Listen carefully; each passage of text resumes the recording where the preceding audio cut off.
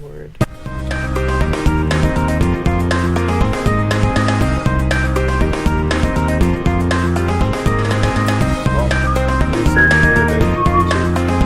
When you think about it, this is what this is all about.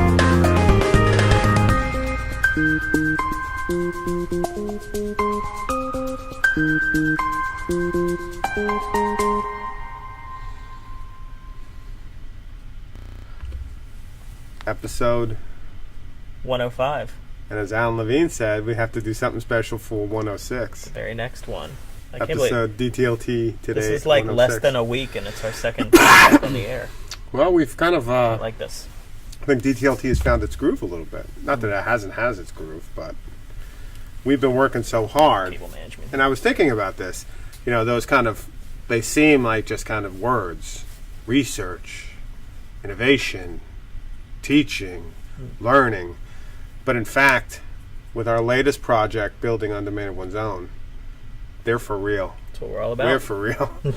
We're innovating. We're researching, then innovating, then teaching, and now learning.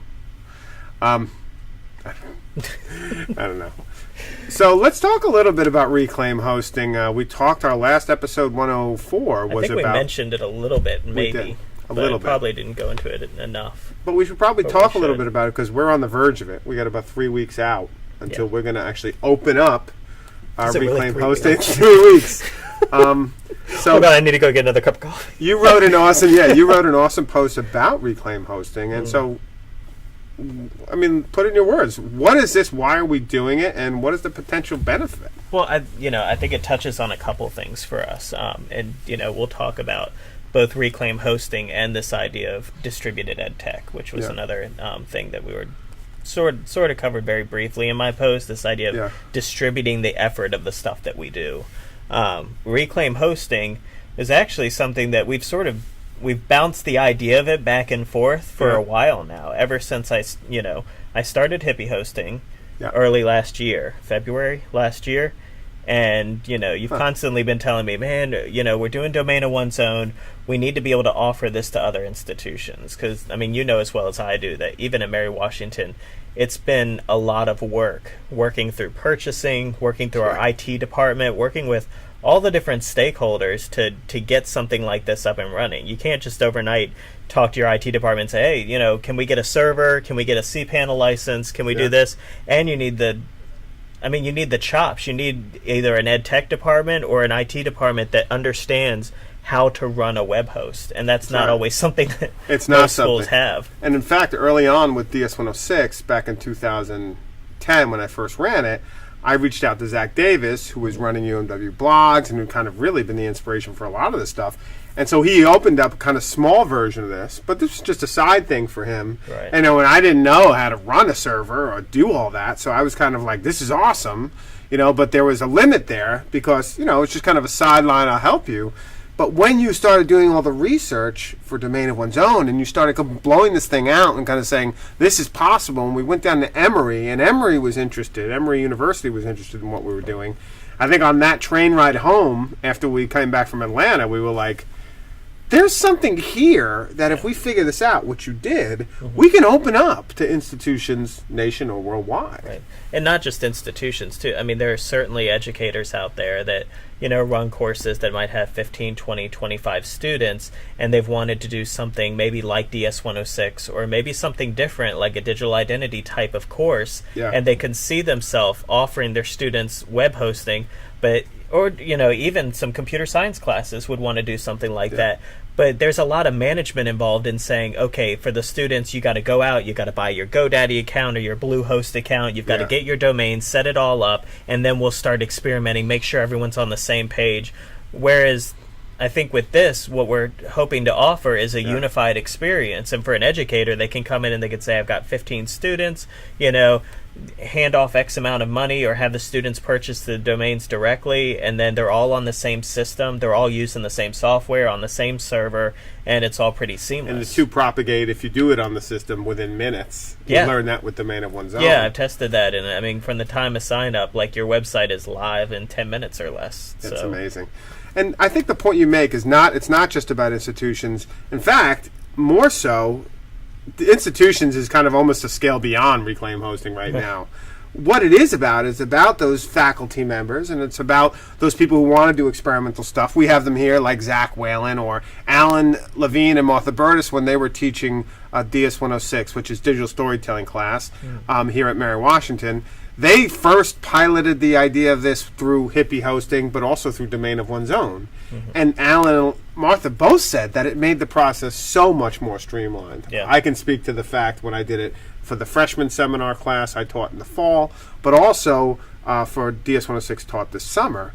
And it's interesting, we have faculty members from places like Virginia Tech, high schools up in Pennsylvania, Philadelphia, who are like, look, we want to experiment, we want to do this. I have students who are going to create kind of scripts or applications. I have an online content creation class, and we do this, but I found no simple solution to do this with my students that's cheap. Yeah. And so we were like, well, we didn't realize all these needs were out there, although we have from our own experience realized that, it was hard for us at first to do this seamlessly. I mean, across not only with what we did at DTLT, but even for something like DS 106. It was a lot of overhead, and it was kind of complicated. And the other piece of it that I like is this notion that for people who are wanting to run open online experiences of some kind, who are doing, whether MOOC is a bad word or not, they're doing some sort of online experimental thing with other people. You see the various hashtags out there for the various groups of people that meet, and it's all online. DS 106 is a good example, but there are tons at this point of people trying to facilitate groups like this. The PotCert group is a great example. Great. Lisa Lane and Todd Conaway's been involved with that, I think. And so ET MOOC by Alec Koros. Exactly. And so they're trying to think of how do you facilitate that? Is it a group? Well, yeah, maybe. But in a lot of cases, sometimes it makes sense to build in a component where the people who are involved in this also have their own domain and web hosting and are building out their blogging. Yeah. Maybe they're doing it on WordPress.com or something, but in a lot of cases, especially with DS 106, we want them to use self-hosted WordPress, or to at least for the University of Mary Washington students, but a lot of other people want to start experimenting that way too. But it's expensive, It is expensive. I mean, it's a Bluehost account is $100 for a year. It's like $120. Plus the domain. You're starting to get $130 for a year. And we got lucky too, because it just so happened that we were talking about this, and it didn't really occur to us.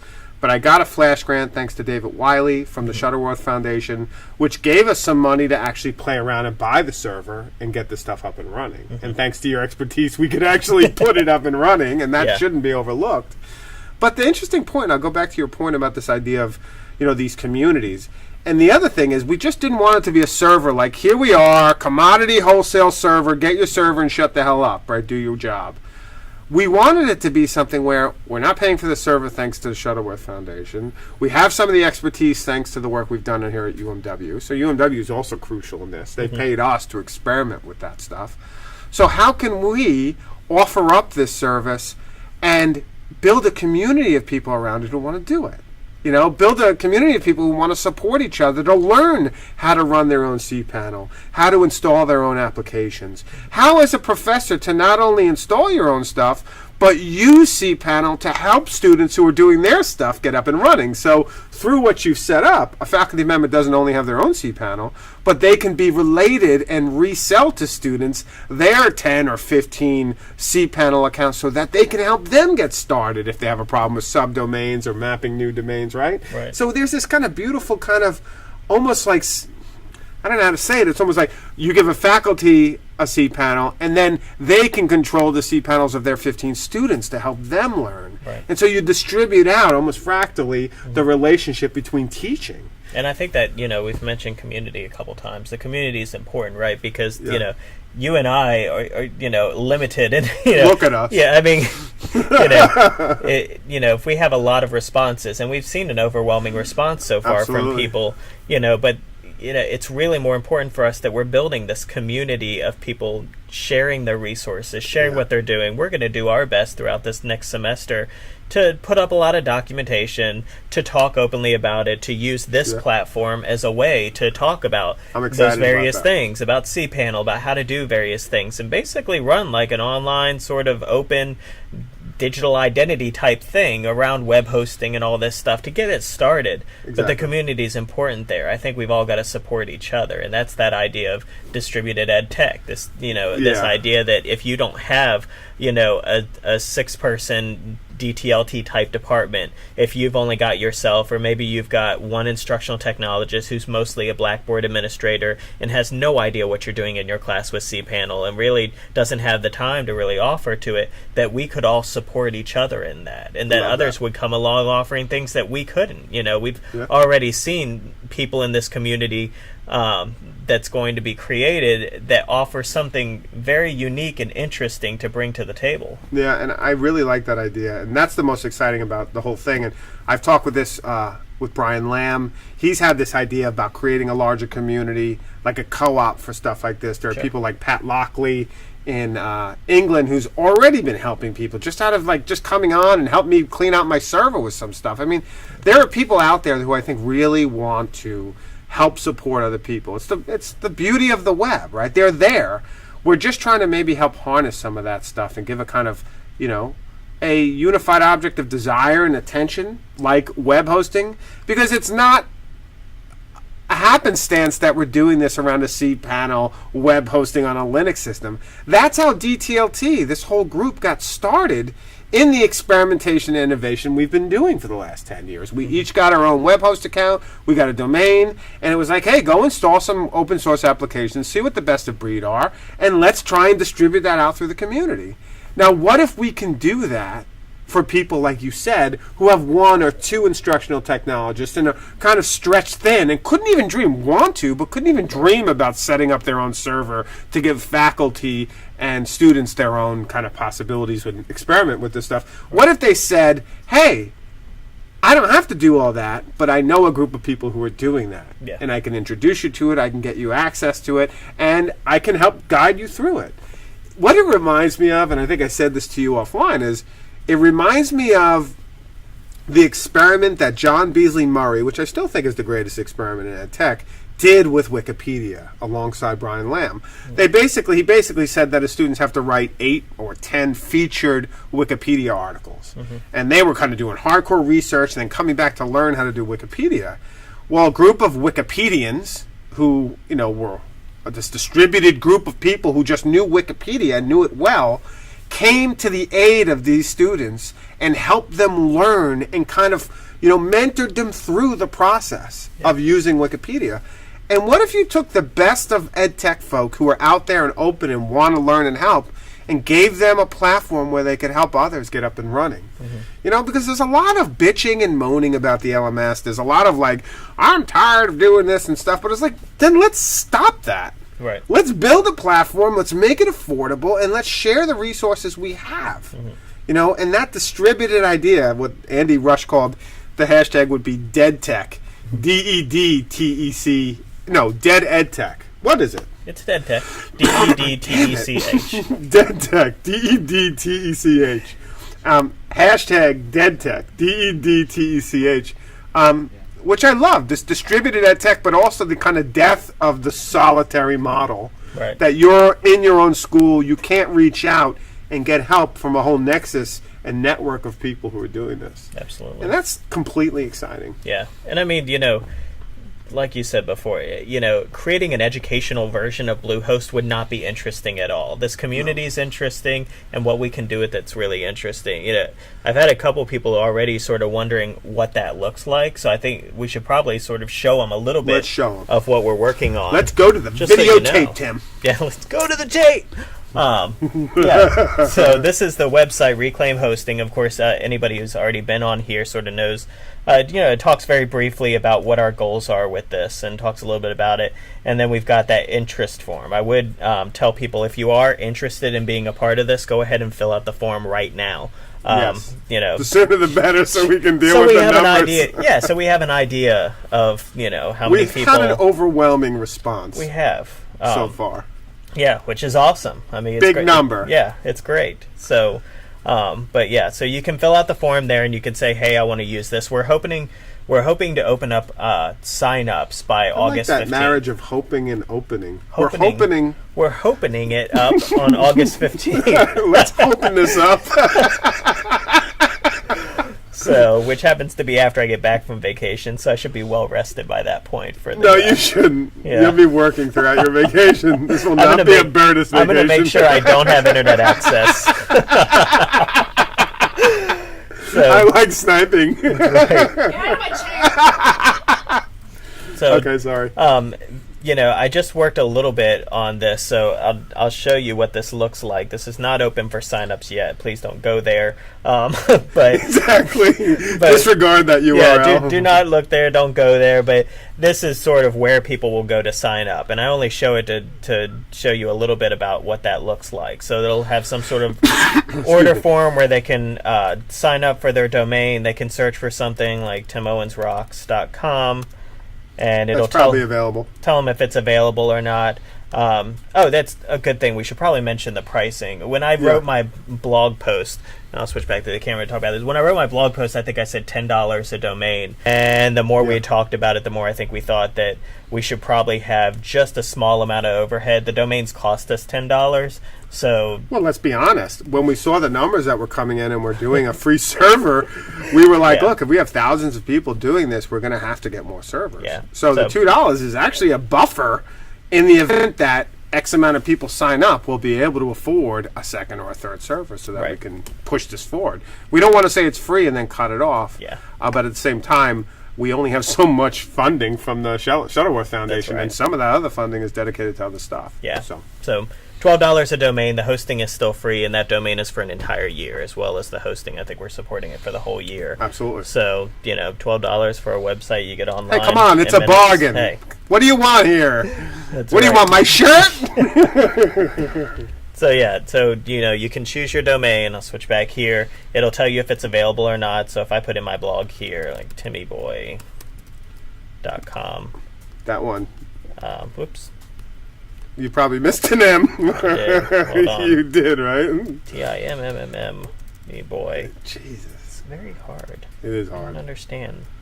It's a lot of M's. It would say it was unavailable. Good. So we got that streamlined. And the point you brought up is a good one. I've been telling people who I've been responding to, like, hey, your students can get your own domains wherever.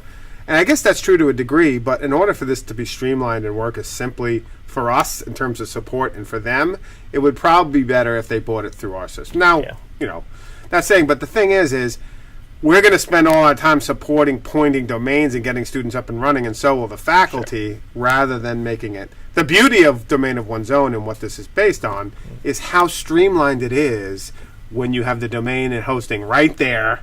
You set it up and the two work together. Right. If they buy their domain somewhere else and still go through this process, am I right? It will tell you have the domain, but you really don't. Yeah, right? you gotta point name servers, do all that other stuff. So, exactly.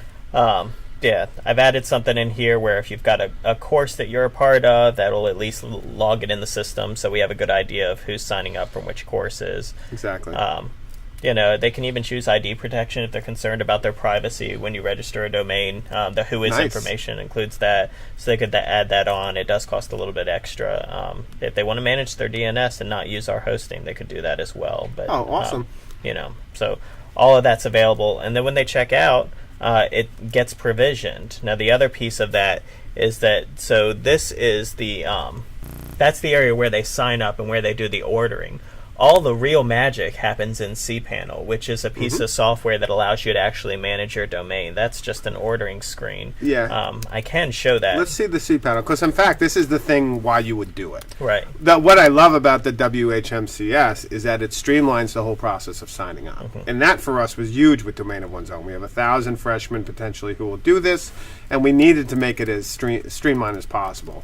We talked about this in the last episode of DTLT today. Martha Burtis and Tim Owens really worked hard on making that streamlined, which gave Tim and I the idea that, hey, we could probably open this up and streamline it so that we can not worry so much about signing up in the tech, worry more about getting people into cPanel and figuring out what that system does and how they can use it for teaching and learning more generally. Yeah, and what I love is this cPanel. Anybody who's familiar with cPanel, this will probably look a little bit different, but also we can customize this to be what we want it to be. And I'll explain a little bit about what that means in a minute. In our ethos, we control the vertical and the horizontal. That's right. That's what this is about, people. This is about you taking back the spaces and controlling them. Don't complain about the corporate LMS. Don't sing me your song. Get on the bus. All right, Inhaler Boy. Take another shot. Lucky I had my inhaler before. Right. I wouldn't be able to breathe. Get excited here. That's right. So this is cPanel. This is sort of the back end of the server right now. When you first log in, it offers video tutorials to how to do specific things. I don't think they're very good. I don't know, but there's from cPanel, and they've been around for quite a while. Exactly. And they're not contextualized to what we want. No. I mean, this is particular use cases. It may help you with specific things, though. There's a big search box in the top right, and I love to use this because you can just type in something like email. And there's a whole section on email accounts where you can go create those email accounts. If I type in subdomain, it immediately goes down to that. So it's very easy to get to things. So if I wanted to create a subdomain like, this is under demodomain.com, which actually doesn't exist. And so this is your dashboard of your little slice of server, where once you've signed up and you're a student and you're a faculty member, you actually have a little piece of server where you can start creating subdomains, you can start installing WordPress accounts, you can start installing Drupal, whatever you want, you have that space to do it. What's more is if you're a faculty member, right, you'll be able not only to do this stuff, but you'll be able to see the cPanels of others. I think so. That's what I'm working on anyway. You're working on that now? Yeah, so that a faculty member That's not done? Not quite. Unbelievable. Jeez. What is going on here? No, it'll definitely work. So the question is how. So let's say, for example, I wanted a subdomain that was like blog.mydomain.com. So I would just type that in there and hit create, and that creates that subdomain. Yes. And that's done.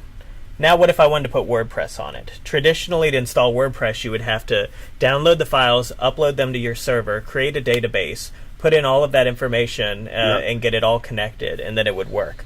On this, we use something that's an automated installer called Installatron, which is actually really amazing. So if I scroll down here, there's a whole section on web applications. These are some of the featured ones, but the list is actually much larger. But I like that WordPress shows up right here. So I can actually click this WordPress icon right on the home page of cPanel.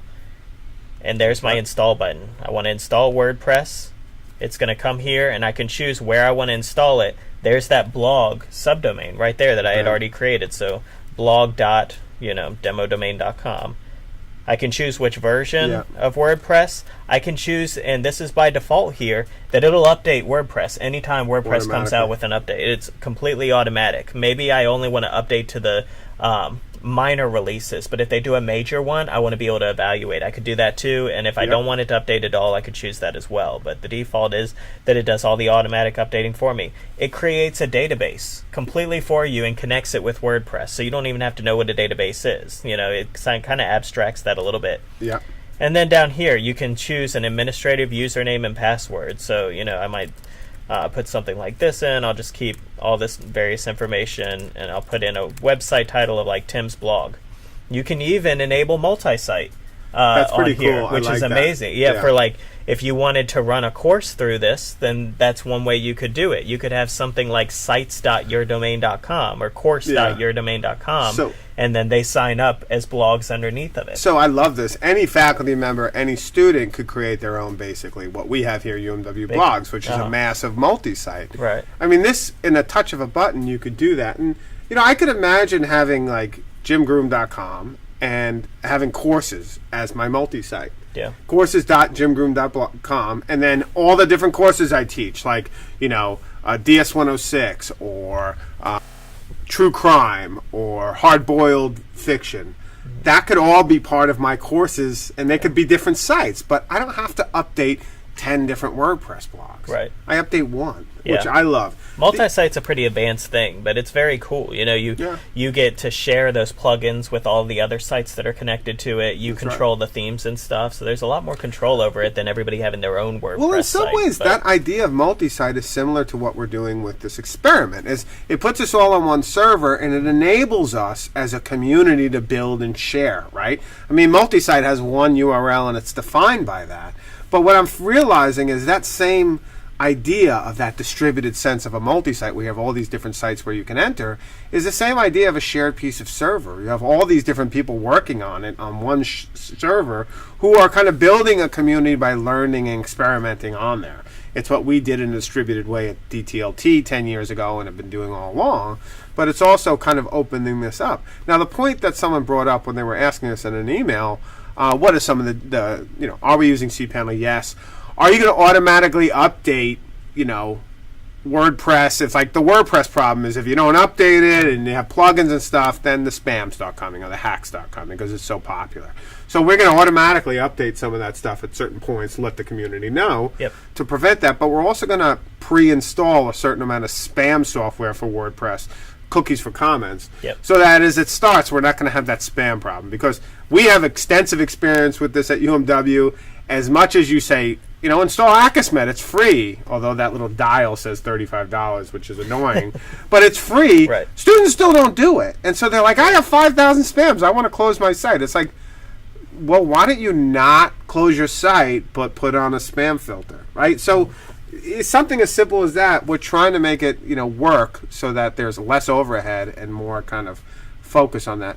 But I think the point is also that it should be, and if you're asking someone to manage their own web hosting and build their own site, there is going to be a certain amount of difficulty and mess, which is part of what we're dealing with. Martha said that brilliantly in the last episode, and we don't want to get away from that. We don't want this to be a streamlined application on your iPhone that you just pay 99 cents for, and you're like, why doesn't the web work anymore?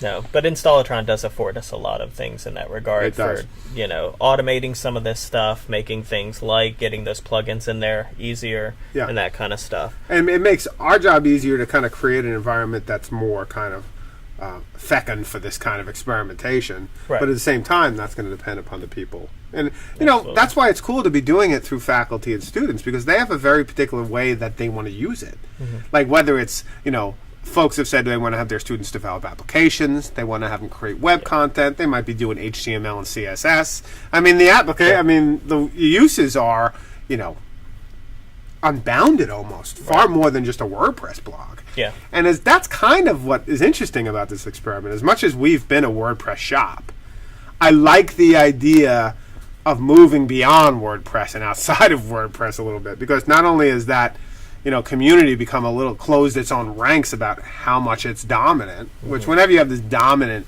application, as good as it is as an open source, it's like the Mac of the open source, it also starts to lose some of its edge. Yeah, that's a good point. I'll show here on this screen. This is a page with all of the different applications that Installatron has. And so you're not limited to WordPress at all. In fact, you could build your own Wikipedia. You've got MediaWiki right in here that you could use. There's, Omeka. Yeah. Working on Omeka, I'm working on building that one out. Yeah, that's another powerful thing with Installatron is that they let you build your own packages. So we could come together as a community and say, what kind of things do we want to make easier for people to self-host, like Omeka? Of course, there's Omeka.net in the same way there's WordPress.com. Exactly. But if you want to be able to use it on your own server, install your own themes and things, there's a way we can make that happen without having to know how to set up databases and do things like that. Exactly. Lots of different blogging software if you're a Drupal person or you use one of these other content management systems. There's Moodle in here, which is wild. Yeah, so exactly. If you don't like Blackboard and you want to experiment with another LMS, you could try creating your own in here and play around with that some too. There's tons of different stuff. Own Cloud, which I'm interested in experimenting with. I know you wrote a post that you're kind of done with it, but I mean, I'm interested in the ideas of it because I understand the value of Dropbox, and I understand the value of all those third-party sites that make it easy. And I use a bunch of them, but it just is more and more the case that as easy as they are, they're not that easy when they're gone. Yeah. You know what I mean? So there's that. And it's so simple in here to set up little sandbox subdomains, install some software, and just play with it. In fact, I don't even think I don't know if you knew about this part of it, but in Installatron, it actually has demo areas built into it. Huh. So if I go into here, which this is like a photo gallery software, one of our faculty members, Andrea Livy-Smith, has actually used this with historic preservation. But on the left-hand side here, there's ZenPhoto demonstration. You can click that, and you can see an example of what that installation looks like on the front end and the back end. Wow. So up here, admin and admin 304. So it gives me a login. Now, it doesn't look like this is in English. I don't think they're all like that. But look at that. So I can go into the back end of a ZenPhoto install without ever installing it myself. I can play around with it and see what that looks like. And you can see it's a shared demo that actually gets rewritten, I think, once a day. So I can create albums in here, and I can say, this actually looks pretty cool. Now I'll install it on my own space. There's actually someone who's working through Shuttleworth right now that David Wiley blogged about who's doing an open source photo gallery that's actually pulling all your photos from these third-party sites so that you could store it and archive it. So there's something there we could start experimenting with in a community. And the thing is I'll say, and this is what DTLT was really the defining.